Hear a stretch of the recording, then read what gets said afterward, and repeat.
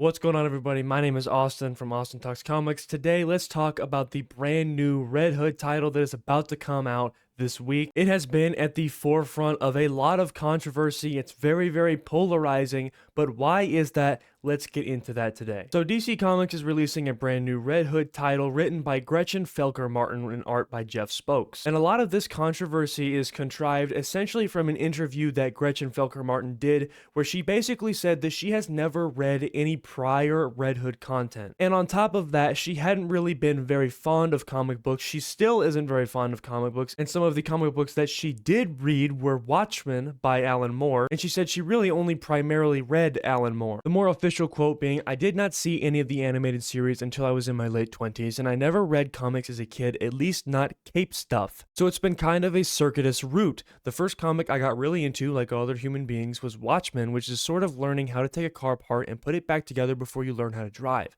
Then in college, I got really into Swamp Thing. I had a roommate who had every issue of Swamp Thing or guest appearance ever published, and I read through that entire stack over the course of a couple years. It really did make me question my own kind of knee-jerk dismissal of cape stuff." Now, a lot of people are questioning Huntress's involvement in this book as well, and she said in this same interview that when DC asked her to pitch the book, she said that they had a couple of ideas. They wanted it set somewhere outside of Gotham in some sort of interesting locale in America. They wanted Huntress to be involved. Those were the only top-down requirements that I came in with. So it's pretty clear that even though a lot of people don't want Jason or Huntress to be romantically involved, because let's be honest, that's not really necessary, especially considering Huntress has been a Nightwing love interest before. That doesn't really make any sense to me. That's a little bit weird. So this is one of the things that I'm not really going to fault her for, right? Clearly, this is a DC editorial problem. This is not something that she can control. Even if she ended up not wanting to write the book, somebody else probably would have come along and written it, and DC still would have asked for Huntress to be in the book. Later in this interview, the interviewer asks, "What's the basic plot of this comic?" And she says, "So I have not actually read this comic, but apparently it springs off from Hush 2. She has not read the event that her comic book is going to be springing off from. How can you expect to write a solid follow-up to that event, as bad as it was? How can you expect to write a solid follow-up when you don't know what the event was about?" She then continues by saying her comic picks up where that ends, and Jason is off on his own in the Louisiana coastal city of New Angelique, which is strongly inspired by New Orleans. He's picked up this thread of murder-suicides involving police officers and retired police officers. A telepath is possessing cops and forcing them to shoot other cops and then themselves, and broadcasting the cell phone videos on the internet. Now, as a premise, this doesn't really sound that bad, right? That sounds like a pretty interesting storyline for almost anybody except for Red Hood. I think to me that sounds like a very slippery slope. You don't want someone to be writing Jason Todd and make him appear to be pro-cop, pro-police. She says later in this interview that Jason Todd is someone who has watched the system fail him over and over again, and that's part of his philosophy too, is that the system does not do enough justice. So why in the world would Jason Todd go around and stop police officers from unaliving themselves when they are part of the system, the unfair, unjust law that he does not like? Now, I will say, it's not crazy to believe that Jason Todd would stop something like that. I'm just saying, you don't want him to come off as pro-police. That will piss a lot of people off. My assumption would be that this person who is telepathically convincing cops to unalive themselves is probably specifically targeting corrupt officers who have done things wrong in the past. That would make sense. She continues by talking about the characterization of Jason, and she says the first thing that everyone thinks about him is that he died and came back to life, and that's interesting in a pulp way, but I think it's much more interesting to me that he comes from the street. He's someone who has experienced total systemic failure over and over again, and then got turned basically into a child soldier by an obsessive billionaire vigilante who wants to impose his own vision of justice. So he's been at these very weird extremes of what justice looks like and what his daily life looks like. It's crazy how that statement started off so good and then went so incredibly wrong. She's right. Jason has experienced the system fail him over and over again as a street kid. But then you had to ruin it and you had to say that Bruce Wayne is an obsessive billionaire who's trying to enforce his own vision of justice on Gotham, even going as far as to call Jason a child soldier. I can't think of enough reasons off the top of my head why that is wrong and an overused statement that Batman turned all of his kids into child soldiers to fight his war on crime. Namely because this argument for some reason is almost always targeted at Batman and not anybody else. Why are we acting like the Teen Titans don't exist? Are they child soldiers? Because most people would probably say no. And we're not going to sit here and act like Jason Todd didn't like being Robin. He loved being Robin. The interviewer continues by asking, obviously as with an IP project, there have been a lot of different Jason Todd stories. Are those something you went back and read to help you conceptualize how you wanted to approach him? And she knows that this answer is a little bit alarming, and she says, I'm sure that many readers will be displeased to hear this, but no, I did talk quite a bit to a good friend of mine who's been following Jason Todd comics for 12 years at this point, and that was where I got most of my basic information, but I wanted to form my own impression of the character. Those previous comics aren't literary traditions that hold a lot for me, and I respect that they are tremendously meaningful to a lot of people, but given that DC asked me to write this story, I thought that I would write it. I'm not a person who's interested in continuity. And yes, most comic fans are going to look at that and they're going to be like, that is a little bit alarming. And I'm not going to be the one to tell you you're wrong for feeling that way, because that is a little concerning. I think you should read up on what character you're writing about and all of the continuity that has come before that character. In my opinion, you cannot write a story without knowing anything about the character. That is blatant disrespect for all of the authors who have come before you. I understand wanting to have a new take on a character, and that's fine, you can do that, but you can't disregard everything that's been done with that character beforehand. She's basically trying to say, this is my version of the character, this is not my version of someone else's approach to the character. And there's nothing wrong with that, but fans, dedicated comic book fans, will call you out on this if you don't get some kind of characterization correct, or maybe if you forget some kind of crucial piece of lore that you should know about but don't because you haven't read any prior Jason Todd IP. Now, despite all of the things that I just said, you might be thinking I'm entirely hating on this new issue. I'm not. There are quite a few things that she talks about in this interview that I do think are really, really interesting.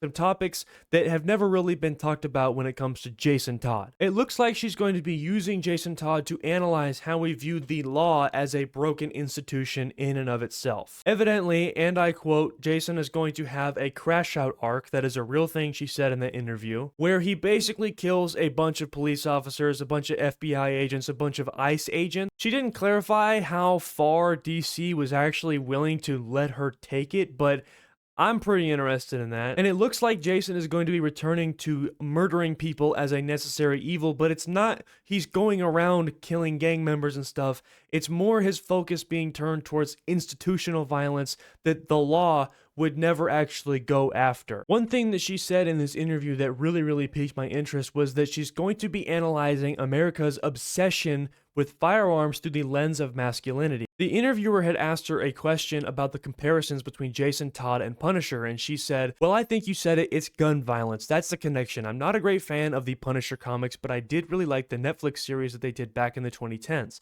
I thought that was fantastic, and it's very concerned with the politics of gun ownership, with gun fetishism and this idea of the gun as a fundamental element of American masculinity, and that's what connects these people. They're guns, and they're using guns to try to solve emotional and social problems, which of course speaks to their own kind of emotional stuntedness. Also to the fact that a gun does represent political power. Fred Hampton said it himself. It doesn't flow from the sleeve of a dashiki or from silent protest, it flows from the barrels of a gun. And I'm not gonna lie, I can't remember last time that I read any comic book that covered a topic like that had any kind of social commentary, real world commentary addressing America's obsession with firearms. And so I have to say, I'm pretty interested to see how she handles about going about that. And I will say this, if you are hating on this run simply because you want to be transphobic towards this writer, towards Gretchen Felker Martin, we don't do that here. If that's your reasoning for not wanting to read it, you can get out. Now, as far as some of the things that Gretchen Felker Martin has said on the internet, yeah, it's been pretty controversial for her.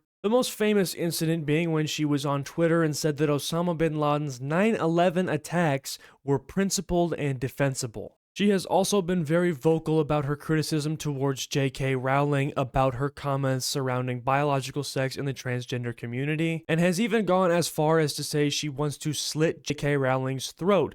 Now, regardless of what your opinions are on J.K. Rowling, you can't say that. She also wrote a novel called Manhunt in which J.K. Rowling ends up getting burned alive. Definitely no shortage of controversy when it comes to this author. Now, some other criticisms that I and a lot of other people have is, what the fuck is Jason Todd wearing? I mean, seriously, what am I even looking at here? Jason looks like he has on like 4 layers of clothes. He's got the exterior leather jacket, but it looks like he's wearing armor underneath and a hoodie underneath that, and then up at his neck you can see he's got another layer of armor. And not only that, why does he look so damn old? Jason Todd, if I'm not mistaken, is supposed to be, what, in his early 20s? Why does he look like a middle-aged man? I'm not talking about the white strand of hair that he has, but he just looks old. Like, he just looks like an old guy. Nightwing looks younger than he does. Yet at this point, Dan Mora's illustration of Bruce Wayne looks younger than Jason Todd does. Why can't we just go back to Dexter Soy's Jason Todd look? This is the best that Jason has ever looked. What was wrong with this? In my opinion, there was no need to change it. This should be the status quo for Jason with the Red Hood mask on. Now, aside from all of the Jason Todd problems that I've talked about in this video, we're not even done yet. There's another character in this comic book, Huntress. And unfortunately, I have a feeling that this isn't going to go very well for her. I think she's just going to play second fiddle to Jason the entire run. I don't think this author cares about Huntress's nuances at all. I would love to be proven wrong, but it seems to me like Helena is just going to be used as a supporting piece to Jason this entire run. But that brings me back to the overarching narrative of this video. DC Comics has a Jason Todd problem. They don't know what to do with his character. They don't know how to bring him forward into continuity. And they keep giving him content because he's a popular character and he will sell well, but it usually ends up being not very good. But then on the other hand, you've got Jason Todd diehard fanboys who don't really know what they want the future of this character to look like, which makes it very difficult for any writer to come in and try to appease them, because anything that they do could potentially be viewed as a negative towards Jason. But from my perspective personally, the biggest problem I have with the way that Jason Todd has been written is DC constantly forcing the narrative that Jason Todd was the angry Robin, the violent Robin, the one who viewed himself as a child soldier. And it's like, okay, we get it. You changed his origin and he was a street kid, he had some problems. We understand that. It's been very well established. But why can't we work on progressing Jason's character forward instead of keeping him in this weird back and forth between, oh, he's an anti-hero and he doesn't work in Gotham, he'll go out and kill people, and he'll fight Batman if Batman tries to stop him. But then you've got some stories where Jason is an operating member of the Bat family and he's working with Batman. He's on good terms with Bruce. And it's the constant undecidedness about Jason's character that really gets on fans' nerves. Jason needs a solid plan, an established plot line to get him to progress. Doesn't matter what it is. He could go back to being a full-on supervillain for all I care. Because then, what was even the point of bringing him back to life if you have no idea what you want to do with the character? I mean, at this point, I'm surprised if somebody's not going to come along and write a story where he just fucking dies again and then we never hear from him again, because DC Editorial is sick and tired of fans complaining about where they're taking Jason Todd. And you know what's funny about all of this? This is just the comics, right? This is only the comics.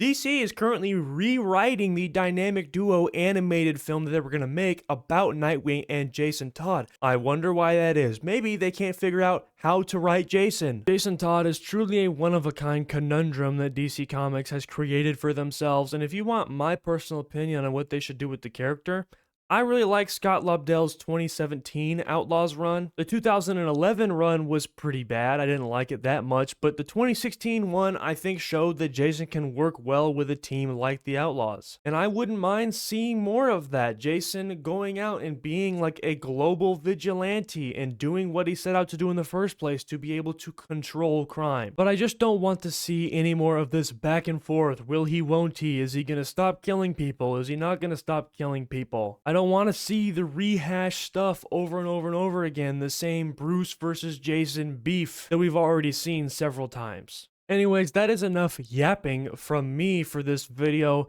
Let me know what you guys think about this upcoming Red Hood title. Are you going to be pulling it, or are you going to stray away from it? I'm personally probably going to wait until it's on DC Universe Infinite to read it. I don't think I'll pay money to read it, but I'd like to wait and get the general consensus on what the story looks like before I decide to put my money into that book. And what do you guys think about the way DC Comics handles Jason's character? Let me know what you guys think in the comments. I will see you guys in the next video.